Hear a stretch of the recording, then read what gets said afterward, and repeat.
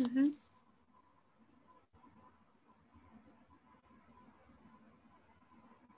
Buenas tardes, les doy la más cordial bienvenida a todos y a todas a la charla inaugural del Club de Lectura Palabra Divina, Palabra Pública, organizado por la Red Teológica de Estudiantes. Esta iniciativa se enmarca en el desarrollo de la campaña Identidades Evangélico-Protestantes. Nos hemos planteado como objetivo explorar, descubrir, reconocer y co-construir en torno a saberes y prácticas que dibujan las identidades evangélicas protestantes con una perspectiva inclusiva. En una época en que la crisis de lo nacional se vuelve un problema global, buscamos avanzar en el reconocimiento de lo ajeno para construir zonas de encuentro entre personas de distintos orígenes y formaciones como lugar. Este club de lectura constará de 7 sesiones, una en el mes, en donde buscaremos generar espacios de reflexión y diálogo a partir de una serie de textos que serán previamente enviados. Además, les queremos recordar que aún se encuentra abierto el proceso de postulación Beca Lector RT. Dejo con ustedes a Vinicius Núñez, abogado, estudiante de teología del Seminario Presbiteriano, quien moderará la actividad. Hola a todos, muchas gracias Dominic. Como mencionó Dominic, soy Vinicius y voy a estar moderando junto a todos ustedes esta primera sesión de nuestro club de lectura. Y quisiera mencionarles de inicio cómo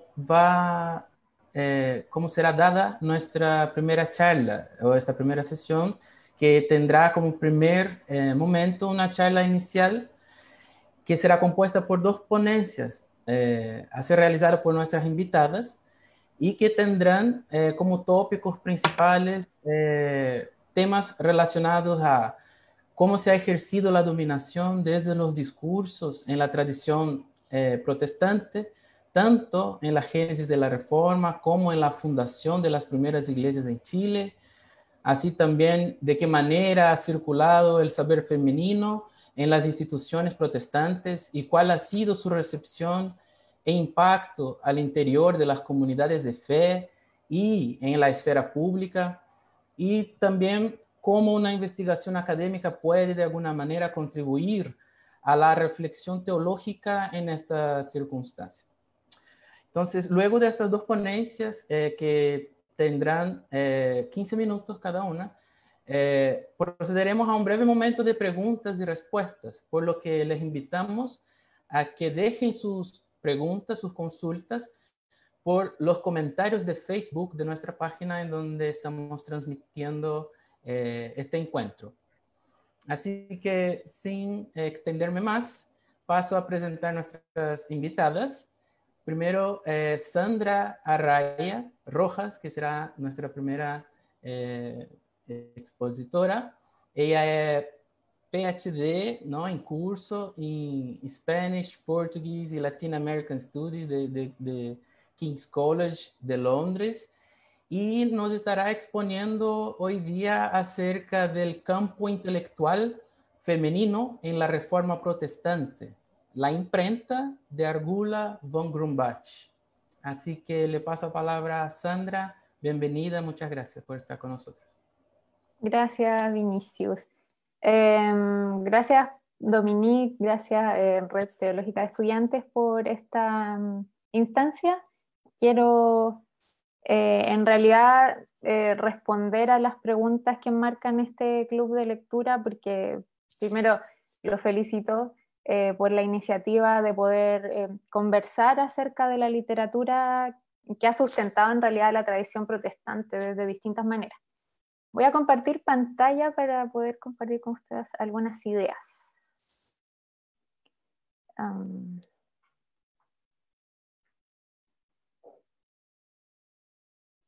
Parece que...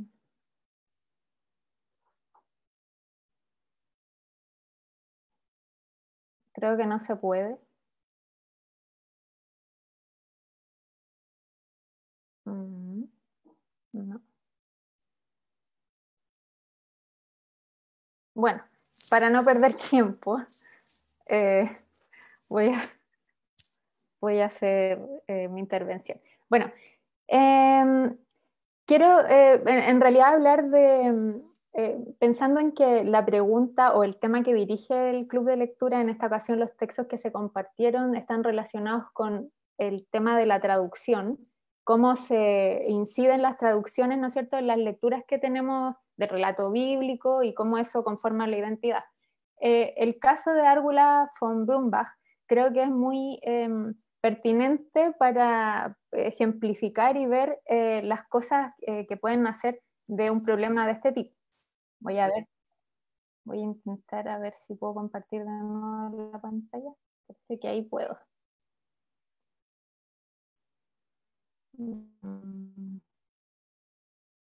A ver, ¿se ve? Sí, se ve bien. Ya, gracias. Ya. Bueno, Árgula es una mujer laica. La podemos ver acá en esta xilografía, que es uno de los pocos registros que podemos ver de ella.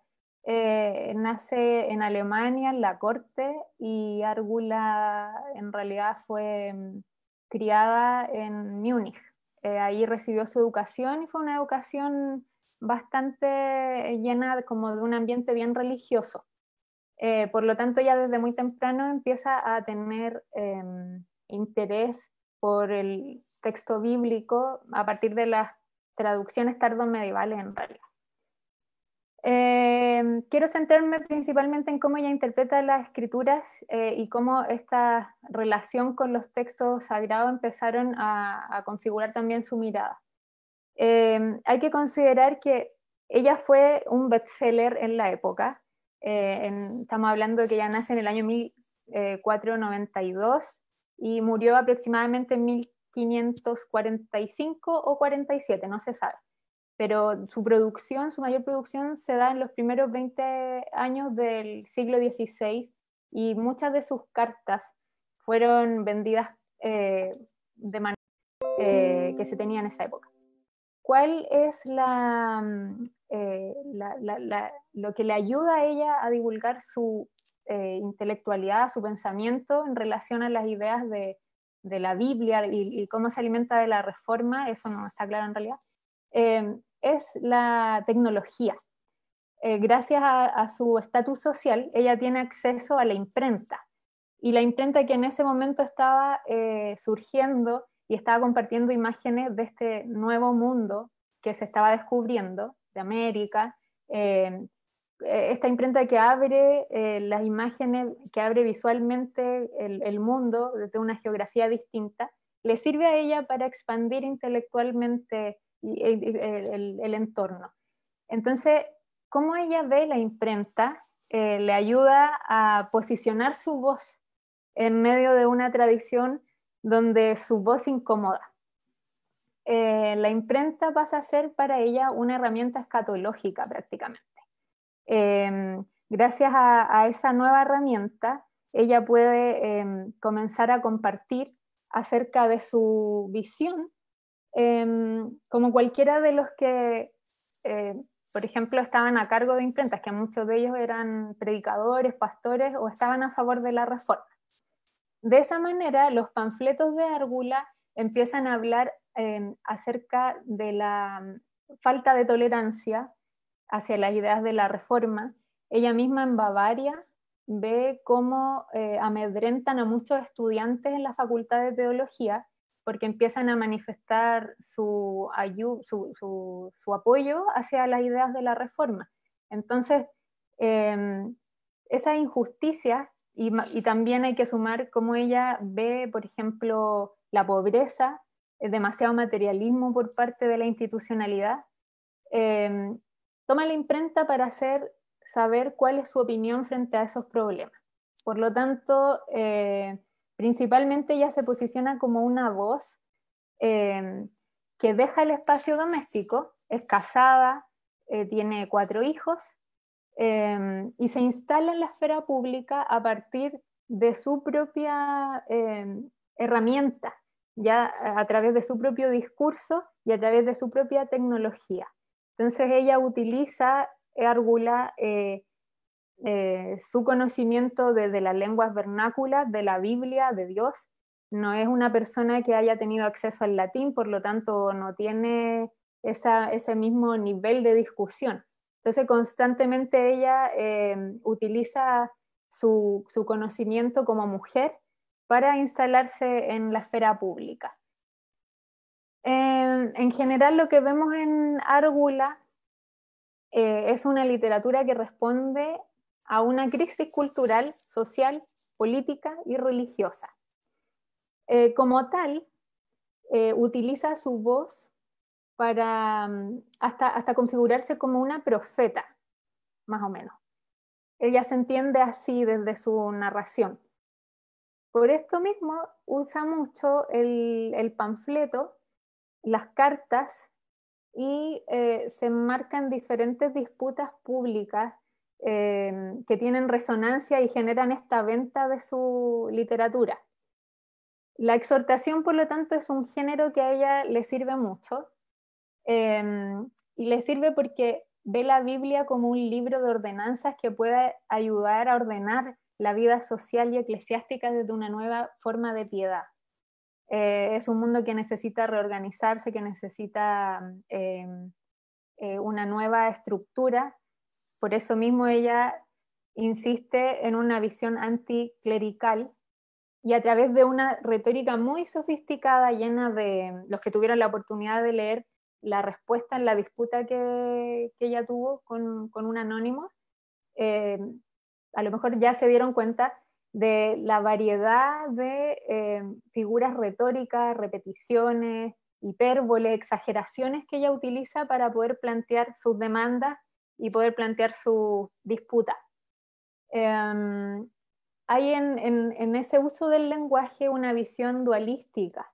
Entonces Árgula utiliza constantemente, por ejemplo, la figura del diablo, la figura de la luz y de las tinieblas.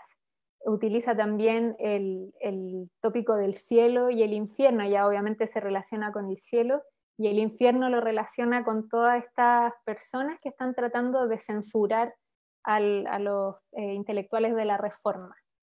Hay muchos juicios predictivos en sus cartas, pero sobre todo lo que más hay es una mirada inclusiva del Evangelio, sobre todo resaltando desde la mujer. No se puede mirar desde una perspectiva contemporánea, diciendo, por ejemplo, que ella estaba a favor de los derechos humanos, el derecho del derecho de la mujer de poder hablar y posicionarse y todo eso, sino que ella está hablando que, al igual que como muchos otros, ella es una persona guiada por Dios, y que a través de esa guianza su palabra es igualmente válida. En este escenario, entonces, la literatura de esta autora comienza a ser recibida desde distintas perspectivas. Mantiene al final, como muchos intelectuales de la época, una red bien interesante de gente con la que va compartiendo su literatura. Por ejemplo, ella se escribió con Martín Lutero varias veces. Se encontraron también cartas de otros intelectuales, teólogos, que fueron, por ejemplo, ejecutados. Tenían cartas de Árgula, pero destacamos en el fondo el ataque de un anónimo que se hizo llamar Johannes del Landshut. Supuestamente él entra en una disputa con Árgula para descalificarla, para descalificar esta voz que estaba levantándose en el campo de la época. En el texto del ataque de Johannes, nosotros podemos ver en realidad varios puntos que siempre tienden a un mismo objetivo, que es asesinar el personaje de Árgula. Fue tal la conmoción que causó su pensamiento que a pesar de que, por ejemplo, esta imagen que se ve aquí en la xilografía nunca fue hecha, o sea, ella nunca en realidad tuvo un debate con un grupo de intelectuales de manera pública, así que la gente lo pudiera ver, ni siquiera en un simposio, en una universidad, nada, todo fue a través de los documentos. Pero esa imagen fue tan fuerte que se fue reproduciendo y estaba en la conciencia de la gente de la época. Entonces, el poder de su palabra para instalarse en esta palabra pública, para instalar ella con el derecho de hablar de la palabra divina en la esfera pública, fue tal que este famoso Johannes anónimo se descoloca y emite abusos verbales acerca de ella. Dice que Árgula en realidad todas las ideas que está desarrollando, escribiendo, son porque ella mantiene una relación con Lutero, de hecho la descalifica verbalmente, de manera muy grotesca, y la coloca en una condición de mujer abusada, porque ella no contaba con ninguna institución detrás que la pudiera apoyar. Por lo tanto, esa descalificación podría servir para hacerla callar también. Pero Árgula, fiel a su estilo, levanta una respuesta utilizando ya no la exhortación, sino que el poema, porque el ataque fue escrito a través de coplas, y Árgula escribe un poema mucho más largo, y en el que no se concentra tanto en las agresiones verbales, pero sí enfatiza la falta de valentía civil, de luz, ahí ocupa nuevamente el recurso, y libertad de los teólogos de Bavaria. Propone directamente una reunión pública para poder debatir acerca de estas situaciones. Y realiza también una defensa diciendo que solo ella puede interpretar lo que ella ha leído desde la escritura, desde la Biblia, que no se separa y marca la distancia con el pensamiento de Martín Lutero y se independiza en ese sentido de eso. De hecho, ella en muchos otros textos es bien, como bien clara en decir que es necesario no desvincular la iglesia del Estado, porque es necesario que la iglesia manifieste la piedad para poder entender esta sociedad, organizar mejor la sociedad. Entonces ella el concepto de libertad lo deja de lado. Y su parte maternal en muchas como de acogida más pastoral lo deja ver a través de este tipo de planteamiento. Pero lo más importante es que acá ella, en la parte final de la carta, expresa que su experiencia de ser vejada a través de esta disputa es representativa del sujeto femenino en la tradición eclesiástica, en realidad. Así como ella, muchas otras mujeres viven vejámenes de ese tipo, y así como ella muchas veces la mandan a dejar la imprenta y a volverse a las labores domésticas, ella está en ese momento siendo una voz, como lo fue Esther, como lo fue muchas otras mujeres, como Débora, por ejemplo, en el Antiguo Testamento. Y desde ahí configura entonces su identidad. No sé si estamos bien de tiempo, ¿verdad? 2 minutos para finalizar. Sí. Entonces, claro, finalmente es importante entender que la imprenta de Árgula, en el fondo, abre la posibilidad de que distintos sujetos que no están en el poder en esa época, entonces puedan hablar. En este caso, su condición es bien importante. Y en ese sentido es importante también, respondiendo como a la tercera pregunta que enmarca esta conversación, cómo nosotros desde la investigación académica podemos contribuir a visibilizar voces que de verdad han sido olvidadas. Hay escritoras geniales de la Reforma que no les damos mucha cabida en el currículum en los estudios, pero son escritoras fabulosas. Árgula, tal vez por su formación, es mucho más moralista, pero por ejemplo hay otras escritoras como Olimpia Morata, que son mucho más abiertas, que tienen también un mensaje un poco más difuso, pero que trabajaron al mismo nivel de otro tipo de escritores en la época, y el aporte de ellas fue tremendamente significativo en cuanto al sujeto en este nuevo mundo moderno.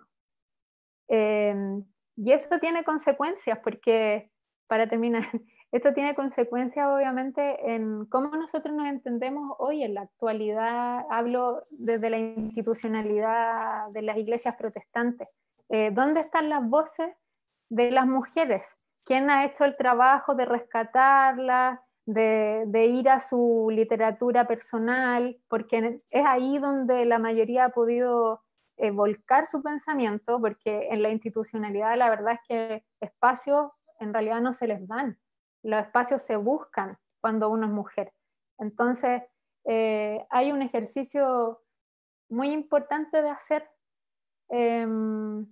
que necesitamos, sobre todo en Chile, enfocarnos, porque no puede ser que la palabra de la mujer quede en el olvido, como pasó con Árgula, que recién en el año 2013 se completaron todos sus escritos.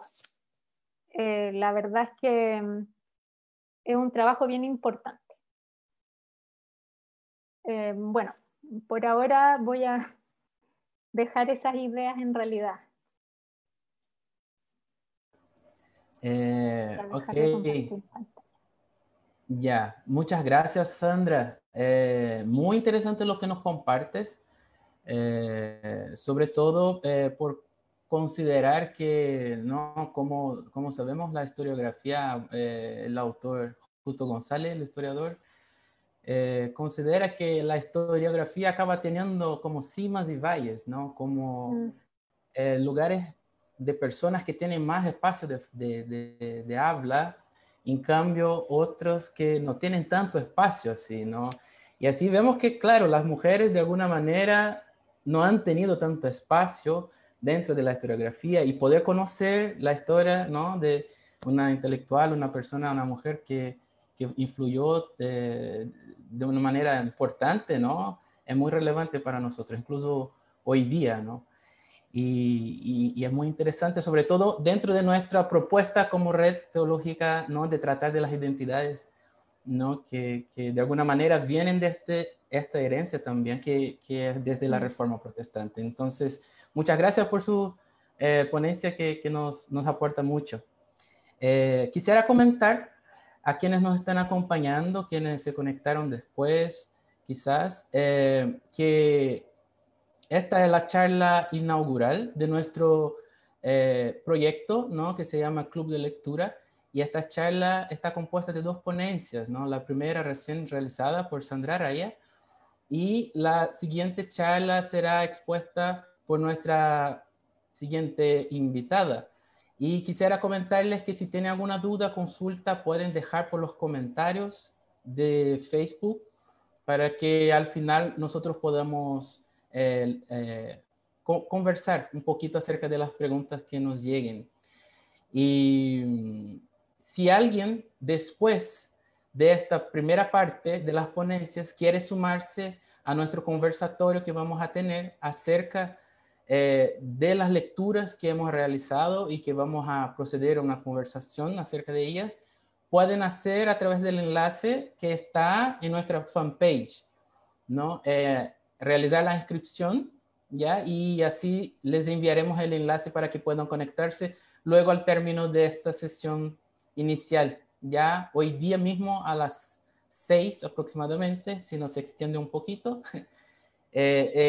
iniciaremos la conversación. Así que les dejamos la invitación. Y el enlace también estará disponible por los comentarios de Facebook, ya, para inscripción. Así que, bueno, quisiera introducir entonces nuestra segunda invitada, que es Michelle Payne-Bryce, ¿no? Ella es doctora en curso también, estudiante de doctorado en literatura, perdón, de la Universidad Católica de Valparaíso. Y ella estará hablando, nos estará exponiendo acerca de Ruth Weatherby y el intransigente, ¿no? Valparaíso, 1888 a 1891, el proyecto de una transformadora social. Así que le doy la palabra. Muy bienvenida, muchas gracias por estar con nosotros. Tenga libertad. Muchas gracias a ustedes por esta invitación. Al igual que Sandra, voy a compartir pantalla porque me interesa compartir con ustedes sobre todo muchas de las imágenes que es posible recoger de este periódico que, digamos, gestó Ruth Weatherby en Valparaíso junto a su familia y que ella realmente, digamos, lideró durante varios años. Entonces, ¿pueden ver ahí ya el PowerPoint? Sí, perfecto. Listo. Entonces, bueno, El Intransigente fue un periódico mensual que circuló en Valparaíso y dentro de la región de Valparaíso y Santiago, principalmente, entre 1888 y 1891. Es importante Valparaíso, podríamos hablar mucho de eso en este momento, pero como puerto cosmopolita en ese momento, como puerta de entrada y zona de contacto entre Chile, la costa oeste sudamericana y el mundo, por el tráfico naviero, por el comercio, etc. Entonces, Valparaíso en ese sentido fue un espacio donde, como es el concepto de la zona de contacto, ¿verdad?, de Mary Louise Pratt, convergieron, entraron en contacto distintas culturas, distintas lenguas, y Ruth Weatherby, algo que me gustaría compartir con ustedes hoy día, junto con este proyecto, se convierte en ese sentido en una mediadora cultural, junto a su familia, pero ella, como les decía, liderando el proyecto. Entonces, bueno, El Intransigente, si vemos el título completo, esta publicación tiene un título muy sugerente, por decirlo menos, ¿verdad? Decía como subtítulo: periódico democrático, anticlerical, defensor y propagador de la temperancia. La temperancia, entonces, va a ser, podríamos decir, el ideal de la temperancia, el objetivo primordial de este periódico. Pero junto a esa idea se van a difundir varias otras que están asociadas, ¿verdad?, al movimiento de la temperancia, sobre todo proveniendo de Estados Unidos, como es la defensa de los derechos de la mujer, la obtención del voto, y una serie de transformaciones sociales en un contexto nacional donde se están dando con mucha fuerza en ese momento las discusiones políticas entre liberales y conservadores católicos ultramontanos. En ese sentido, las distintas iglesias protestantes, digamos, van a sintonizar con, digamos, el bando político liberal, mientras el catolicismo va a sintonizar con el Partido Conservador y con el movimiento ultramontano católico también. Entonces, bueno, el proyecto editorial del Intransigente viene principalmente de su padre, Newton John Weatherby, y cobró fuerza, como les decía, principalmente a través de Ruth, su hija. Vamos a conversar en este momento, en esta presentación, un poco de la función que tuvieron las ilustraciones que tenía este periódico en la transmisión del mensaje de este periódico, y referirme brevemente a 4 de las principales temáticas que difundió.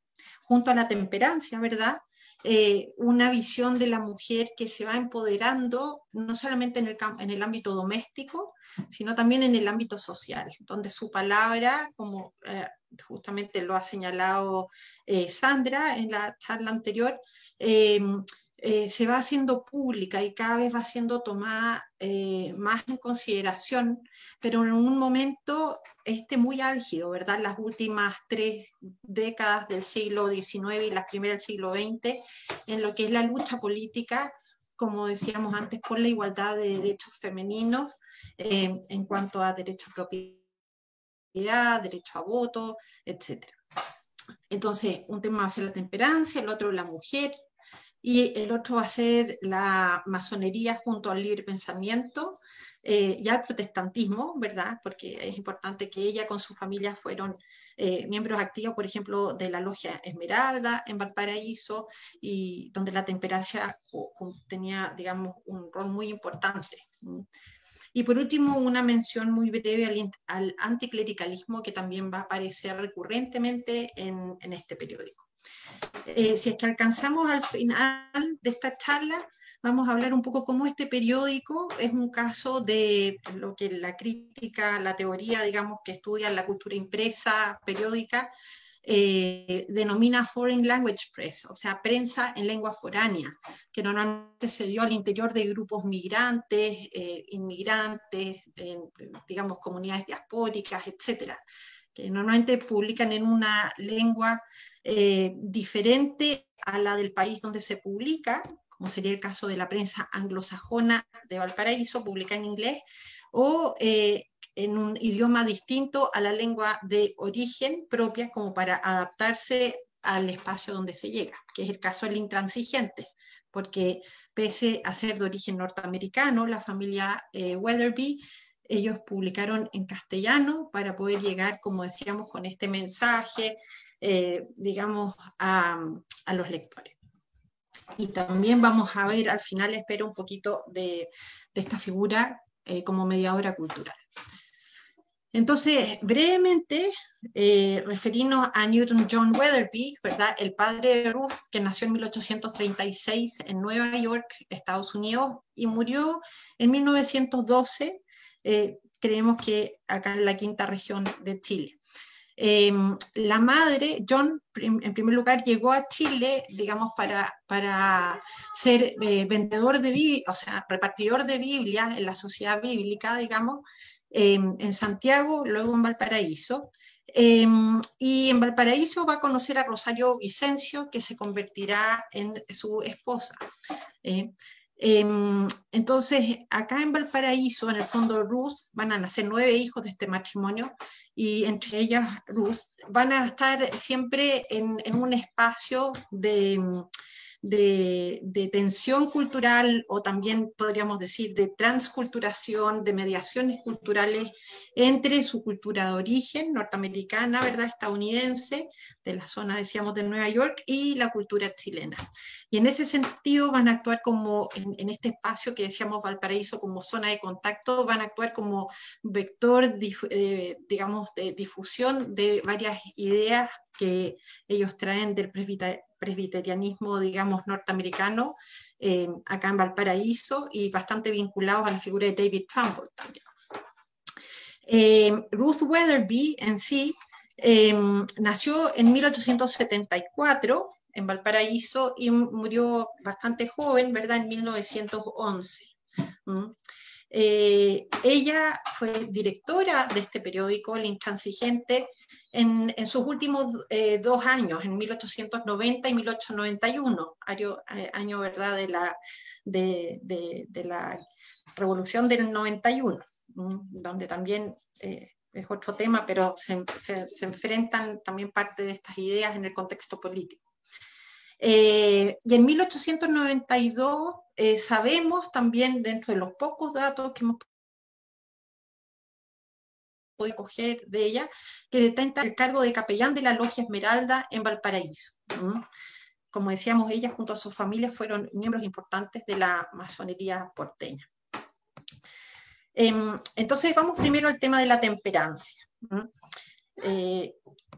La temperancia, ¿verdad?, el movimiento por la temperancia fue un movimiento que tuvo mucha fuerza en Norteamérica y en el Reino Unido en el siglo XIX, ¿verdad?, como respuesta justamente al problema del alcoholismo, principalmente al alcoholismo masculino y cómo esto afectaba a la vida familiar, a las mujeres y a los niños, digamos, que dependen en ese contexto de una sociedad más bien patriarcal de un hombre proveedor.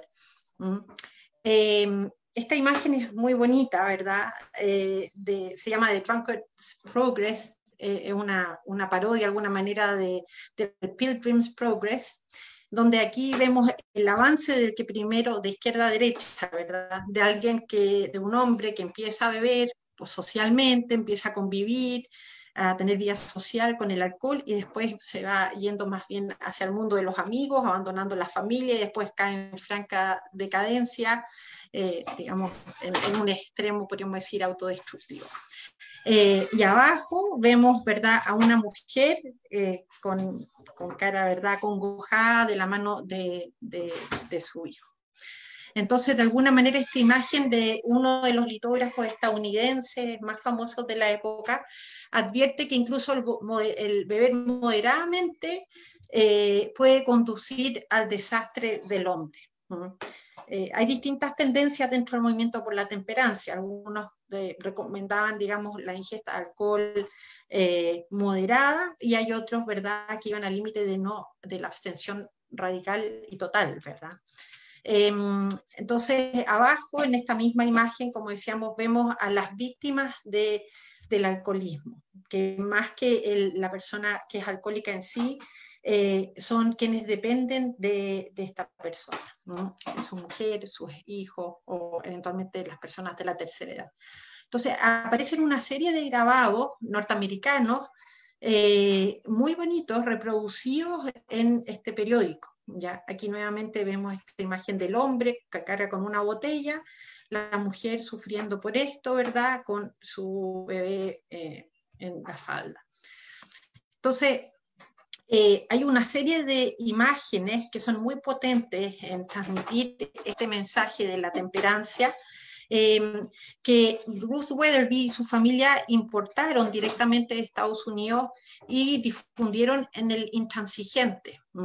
Es interesante que muchos de ellos tienen escritura en inglés, o sea, de alguna manera ellos hicieron este proceso de mediación cultural y ellos se esforzaron por producir un periódico con textos en español, pero al mismo tiempo difundiendo ideas, imágenes, imaginarios y también textos, fragmentos de pensadores y de artículos norteamericanos. ¿Ya?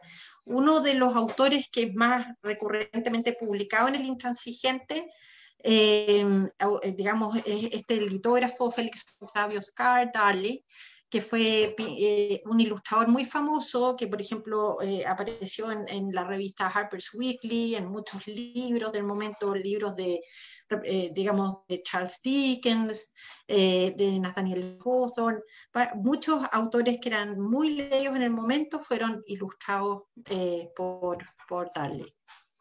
Y algunas imágenes entonces que aparecieron, por ejemplo, en portada de Darley, es esta, el Rey Alcohol. Normalmente esta es la portada del periódico, cada portada tenía una imagen así bastante impactante con un título, el Rey Alcohol, ¿verdad? Y vemos aquí este como titán, el Rey Alcohol, que está rodeado por un barril, acompañado por la muerte, ¿cierto? Y la comunidad aquí al mismo tiempo mirando, la comunidad de mujeres, eso es muy importante porque las mujeres aparecen con esta fuerza cohesionadas, como tratando de enfrentar a este gran mal, ¿sí? Y el hombre siempre aparece como la víctima, no se habla nunca del alcoholismo femenino, que es bien curioso. Después, otra portada, aquí la mejor bebida es el mensaje y vemos a un hombre tomando agua de un pozo, ¿verdad? Y aquí la actitud con su familia, con su hijo y en este ambiente, digamos, como de una granja más apacible, es un ambiente totalmente, radicalmente contrapuesto al anterior, ¿verdad? Entonces, promocionando la ingesta, podríamos decir, de agua en lugar de alcohol. Y aquí también la embriaguez. Como ustedes ven, aquí se ve claramente que es un grabado extranjero, norteamericano, ¿verdad?, de este autor. Es que la sala, ¿verdad?, donde se iba a probar alcohol para uso familiar, entre comillas, y la consecuencia, este hombre borracho. Entonces, la temperancia radicalmente, podríamos decir, es uno de el mensaje o la finalidad principal de este periódico. Pero lo interesante es ver la cantidad de ideas asociadas al movimiento de la temperancia. No solamente digamos, vinculado, por supuesto, al de varias iglesias evangélicas del momento, pero también a ideas políticas y a ideas de transformación social profunda, ya que afectan sobre todo el rol de la mujer en la sociedad. Entonces, en ese sentido, rápidamente, por ejemplo, vamos a ver aquí algunas imágenes, pero podemos decir, acá vemos también esta imagen de las mujeres en comunidad tratando de salvar a este hombre del infierno, ¿verdad? Que es el bar, en el fondo, también por tal intransigente. Como en el fondo, hacia 1850, como dice esta cita, muchos activistas consideraban la temperancia como un derecho de la mujer, ¿ya? ¿Y por qué uno dice cuál es la relación entre eso y los derechos de la mujer? Y por lo tanto la lucha de las mujeres por los derechos en la sociedad y con el movimiento sufragista, con el movimiento digamos, que buscaba que la mujer pudiera manejar su propiedad y que su propiedad no dependiera del padre o el esposo o el hermano, del hombre más cercano en la familia. ¿Por qué esto? Y es básicamente porque claro, la ley dejaba a las mujeres casi sin herramientas para, digamos, resguardar el bienestar de la mujer y la familia cuando había un padre y un esposo alcohólico. El esposo podía dejar a la familia sin finanzas, podía, digamos, ser un abusador, violento, y si la mujer lograba la separación, digamos, lo más posible es que el hombre se quedara con la custodia de los hijos. Entonces, en ese sentido, el movimiento de la temperancia estuvo muy asociado al movimiento que luchó por los derechos de la mujer, por la independencia en ese sentido económica, de propiedad, y por ir ganando sobre todo una voz pública. Y en ese sentido, bueno, aquí hay varias otras imágenes muy significativas que nos hablan de justamente la situación de una familia, la familia con el bebé, ¿verdad? Esperando al padre alcohólico que no llega, etc. Pero también otras imágenes que nos muestran cómo la temperancia, el movimiento de la temperancia en Estados Unidos, y que es lo que este periódico quiso difundir acá, estaba asociado también a salvar a la mujer y a su familia de episodios de violencia doméstica de distinto tipo, y al mismo tiempo a una lucha política, ¿ya? Este afiche es especialmente interesante, ¿verdad? Porque dice, los labios, ¿verdad?, que tocan el alcohol no tocarán los nuestros, en el fondo como una forma de protesta para luchar contra el alcoholismo masculino, ¿verdad? Y interesante también ver en esta otra imagen que finalmente este movimiento por la temperancia va a hacer una alianza muy, muy fuerte con el movimiento de las mujeres sufragistas, que el presidente Wilson terminó por apoyar, ¿verdad?, en el contexto de las transformaciones sociales de la Primera Guerra Mundial, y en el fondo como consecuencia fue ganar el derecho a voto femenino. Entonces, bueno, quizás muy rápidamente, porque no sé si estamos en la hora ya. Como 2 minutos para poder concluir y ahí estaríamos. Perfecto. Solamente les voy a mostrar algunas imágenes entonces que tienen que ver con la masonería, el libre pensamiento y el protestantismo, que también se difunden en este periódico, ¿verdad? Quizá el más representativo es la portada que dice un buen templario, ¿verdad? Y ese es un hombre que vuelve a su casa y la mujer le ofrece una copa y él dice que no, muchas gracias, ¿verdad? Entonces ese es el ejemplo, el modelo de virtud en el fondo que transmite la imagen y el texto en este periódico, ¿sí? Y el último tema que les mencionaba son las ideas del anticlericalismo, ¿verdad? En un contexto, ¿verdad?, en que se enfrenta el liberalismo y conservadurismo con mucha pasión en Chile, y es interesante que en este periódico a propósito de esto de los intercambios y las mediaciones culturales, se difundieron muchos libros y muchas historias que estuvieron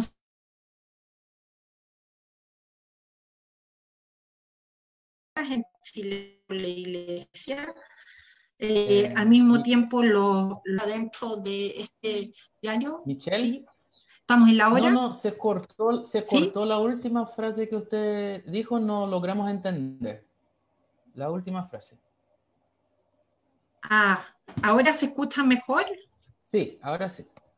¿Se escucha mejor ahora? Sí, Sí, ya. sí. Bueno, la idea, ¿verdad?, que el anticlericalismo aparece en la difusión de textos que estaban prohibidos en Chile por la Iglesia Católica, y también se ofrecía la venta de libros en determinadas librerías liberales, ¿verdad?, de Valparaíso, que hacían una crítica muy fuerte y radical a la institucionalidad de la Iglesia Católica, ¿verdad?, como poder dominante en Chile en ese momento.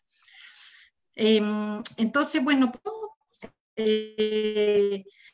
decir que este periódico es un caso dentro de lo que es la cultura impresa, y dialogando un poco también con lo que decía Sandra, es un caso, ¿verdad?, de texto donde se da una mediación cultural, en que hay traducciones culturales, se publican en castellano textos de pensadores norteamericanos asociados al movimiento de la temperancia, al movimiento de los derechos de la mujer, la lucha de la mujer por el voto y la educación, ¿sí? En ese sentido fue muy importante que Rustrepi tomara la dirección del periódico, que fue el caso de prensa en lengua foránea, en este caso para lograr con más eficacia esta transculturación del mensaje, que hay un discurso crítico y moralizante, y que en el fondo va a perseguir una transformación profunda de la sociedad, como sobre todo a través de un nuevo modelo de mujer más empoderada, y que va a buscar cambios para beneficiar sobre todo la vida familiar, y en ese sentido el modelo de hogar cristiano. Eso por ahora. Si tienen cualquier pregunta, encantada de comentarlo. Ya, Dejar de compartir pantalla. Ya.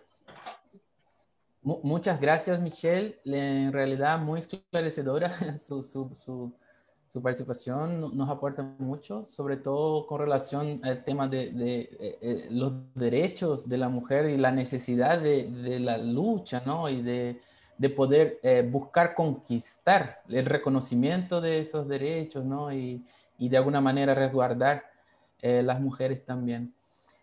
Tenemos algunas preguntas realmente que bueno, son las primeras preguntas van direccionadas a Sandra, y luego hay dos preguntas que también van direccionadas a Michelle. Entonces primero voy a hacer las dos preguntas que están dirigidas a Sandra, y luego las dos que están dirigidas a Michelle. La primera pregunta, Sandra, dice así: en la actualidad, desde tu opinión, ¿cómo podemos visibilizar desde la academia y desde espacios eclesiásticos la labor desarrollada por las mujeres a la luz de Argula?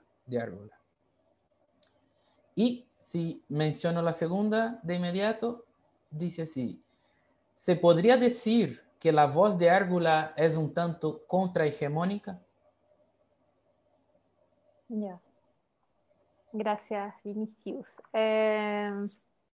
¿Cómo visibilizar desde la academia? Tiene que ver, bueno, primero lo dije así un poco, tiene que ver con la posibilidad de ampliar los currículum, tienen que ver con la posibilidad de poder invertir en estos temas, como lo comentábamos con Michelle en algún momento. En Chile sobre todo es muy difícil poder todavía realizar un trabajo más transdisciplinario. Por lo mismo cuesta poder adquirir financiamientos o fondos para poder, por ejemplo, trabajar en este tipo de temáticas. Desde mi experiencia como estudiante de doctorado, creo que en ese sentido ha sido súper para mí enriquecedor poder estar en un contexto donde las disciplinas tienen cabida y tienen comunicación. Yo, por ejemplo, trabajo desde la literatura y el análisis del discurso. A mí me interesa, siempre he trabajado bastante como la línea de la relación entre Biblia y teatro, o las referencias bíblicas en obras literarias, pero ahora sentarse a buscar textos relacionados con, por ejemplo, supongamos Árbula o otras de las autoras, es un trabajo que requiere mucha inversión, porque, por ejemplo, mencioné a Olimpia Morata, ella escribió en griego, en latín, y para poder traducir esos textos necesitamos capacitarnos bien. Entonces, para las instituciones teológicas, por ejemplo, porque la universidad se da un poco, es importante como preparar con técnicas que sean netamente académicas. Yo preparar con el latín, preparar con el griego, porque nos vamos a encontrar con un montón de fuentes que no son todas en nuestra lengua. Entonces, en ese sentido es súper importante que, más allá del debate teológico, que obviamente es lo fundamental en ese tipo de instituciones, las herramientas de análisis de texto, de lingüística, de lengua, de traducción, se puedan trabajar. Es súper importante porque así vamos cavando mucho más profundo, tenemos la capacidad de poder ir más allá a otros mundos. Las lenguas nos abren otros mundos. Si eso es lo que yo digo, o sea, es súper valioso poder dedicar esta primera sesión del club de lectura a las traducciones, porque de verdad que creo que es una manera muy importante en cuanto a técnica, herramientas. Y otra, obviamente, abrir campo, que sobre todo yo por lo menos como mujer me he atrevido como a combinar mis intereses y a buscar ese vacío, ese nicho de investigación. Es difícil porque el acceso a las fuentes es bien complejo, pero es muy, muy interesante. En realidad, animar nuevas generaciones de investigadoras, de mujeres que trabajen en eso también.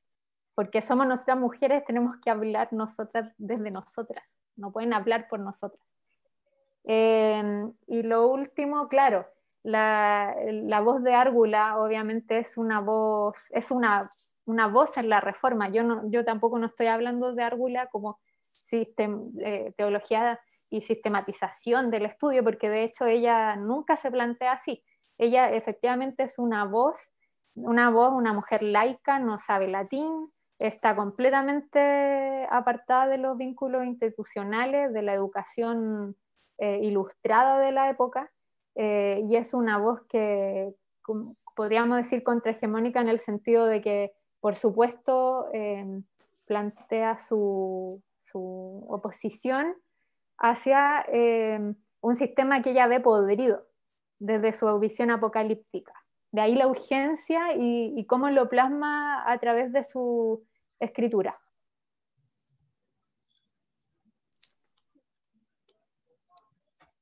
Ok, muchas gracias, Sandra.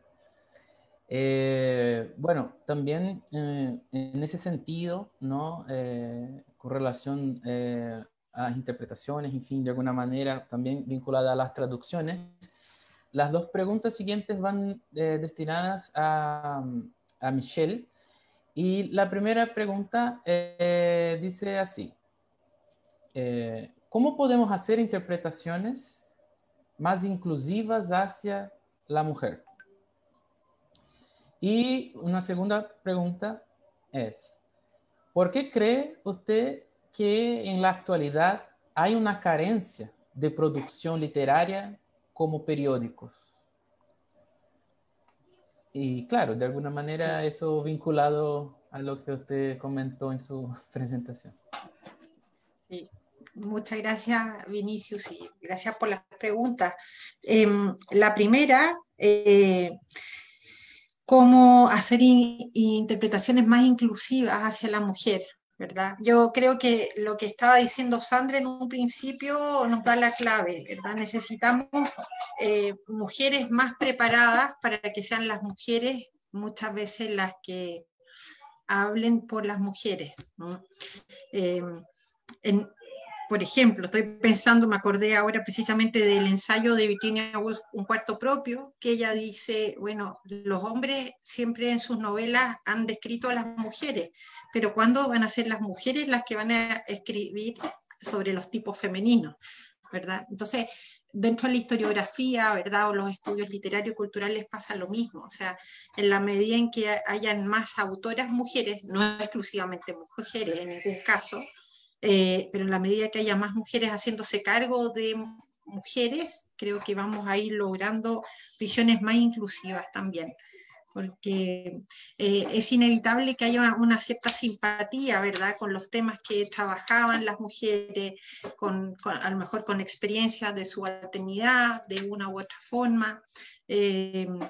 Entonces, eso yo creo, en primer lugar, y que sean la educación, ¿verdad?, en primer lugar. O sea, uno cuando se da cuenta de las diferencias que habían en educación formal entre hombres y mujeres en el siglo XIX, de alguna manera ahí se explica en gran medida la brecha, ¿verdad?, que de alguna manera va resultando como fruto que hayan menos mujeres investigando, menos mujeres escribiendo, menos opinión pública gestada por mujeres, etc. Entonces, no solo mujeres escribiendo, sino mujeres cada vez más capacitadas escribiendo, y en ese sentido apelar a que siempre mejoremos nuestra formación, ¿verdad?, intelectual, aunque sea una autoformación, ¿cierto? No necesariamente tiene que ser formal, pero no deja nunca de estudiar.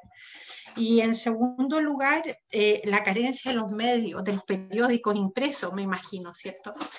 Es una tremenda pregunta que responde a cambios profundos de nuestro tiempo. O sea, yo creo que lo que echamos de menos son los impresos.